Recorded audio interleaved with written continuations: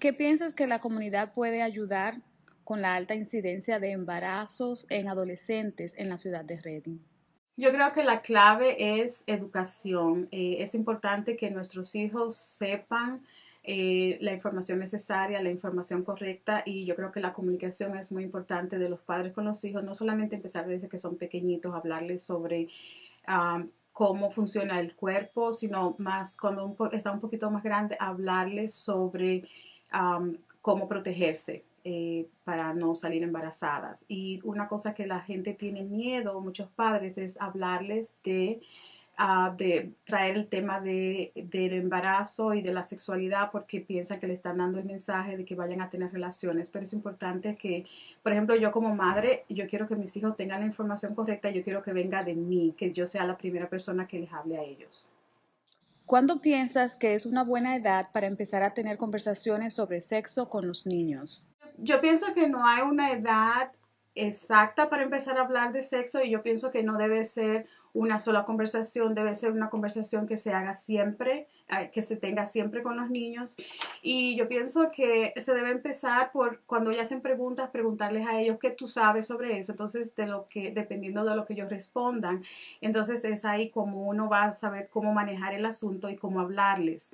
Pero yo pienso que es importante hablar con los niños y explicarles, por ejemplo, las partes del cuerpo, decirles cuáles son los nombres científicos. Por ejemplo, los padres tienden a decirle la palomita y a decir otras cosas, entonces ese no es el nombre. Entonces, si tú estás incómodo, yo voy a estar incómodo. Yo creo que es importante hablar de los nombres científicos, por ejemplo, el pene, la vagina, y no el pajarito, la palomita, porque le estamos dando el mensaje equivocado de que eso es algo malo y de que eso no se habla. Tienes hijos adolescentes, dos varones. ¿Cómo hablaste con ellos sobre el tema? Con mis hijos fue bastante diferente a la experiencia que yo tuve. Yo siempre fui bien abierta con mis hijos y siempre les hablaba de los nombres de las partes del cuerpo. Nunca le dije palabras como pajarito o palomita, sino pene, vagina. Una cosa que yo hice es cuando mi hijo estaba, cuando tenía 12 años, yo lo traje aquí. Algo que me ayudó bastante es que aquí yo aprendí mucho sobre sexualidad y sobre cómo hablar con los niños. Entonces, el trabajar aquí me educó a mí, y así yo pude educar a mi hijo. Entonces, yo siempre hablé claramente, honestamente, pero cuando mi hijo mayor tenía 12 años, yo sentía que necesitaba tener una conversación un poco más abierta y más específica. Entonces empecé a hablar con él sobre condones y sobre protección. Él se sentía bastante incómodo, entonces lo que yo hice es que, como sentía que eso era algo muy importante, yo lo traje a mi trabajo y dejé que mi compañera hablara con él, y de esa manera yo me sentí más cómoda porque yo sabía que él estaba teniendo la educación que él necesitaba tener. ¿Cómo aprendiste sobre sexo cuando eras pequeña?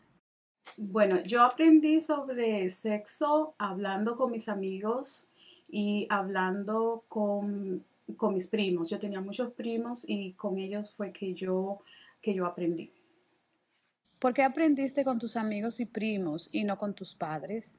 Yo tenía muchos amigos, cuando era pequeña tenía muchos amigos y siempre estábamos libres, estábamos en el patio y en la calle jugando, y ellos eran un poco, algunos de ellos eran un poco mayores, entonces de esa manera siempre había, no es que estaba haciendo preguntas directamente, pero había, había mucha comunicación, hablábamos y fue algo como natural.